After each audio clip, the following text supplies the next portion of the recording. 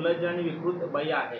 काल नीलम गोरे यांनी 2 मर्सिडीज दिल्यानंतर आमदारकी मिळते शिवसेनेमध्ये ठाकरेंमध्ये असं बोललं होतं। त्याला काउंटर करताना संजय राऊत असं म्हणाले की नीलम गोरे अत्यंत निर्लज्ज आणि विकृत बाई आहे। एका महिला नेत्यावरती अशा पद्धतीचं विधान करणं कितपत योग्य आहे राजकारणामध्ये? मला वाटतं की संजय राऊत जे बोलतात तिकडे फार लक्ष दिलं पाहिजे असं नाही।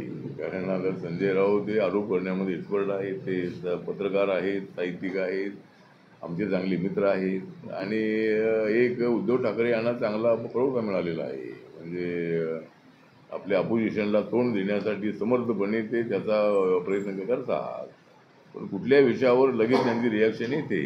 पण एक नीलम गोरे या माझ्या पक्षामध्ये होत्या, रिपब्लिकन पक्षामध्ये त्या 2 वर्ष होत्या आणि माझ्या पक्षाकडून त्यांना MLC देण्याची त्यांची इच्छा होती, मागणी त्यांची मिळाव्याची इच्छा होती, पण काय तशी आम्हाला देता आली ना, आमच्याकडे एवढ्या MLC नव्हत्याही।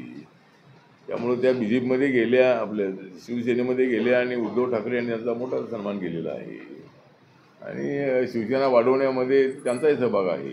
त्यामुळं मला वाटतं की आता त्या 2 गाड्यांचं काही मला माहीत नाही आहे, त्या कुठल्या गाड्या फॉर्च्युनर होत्या की कोणत्या गाड्या होत्या मला माहीत नाही।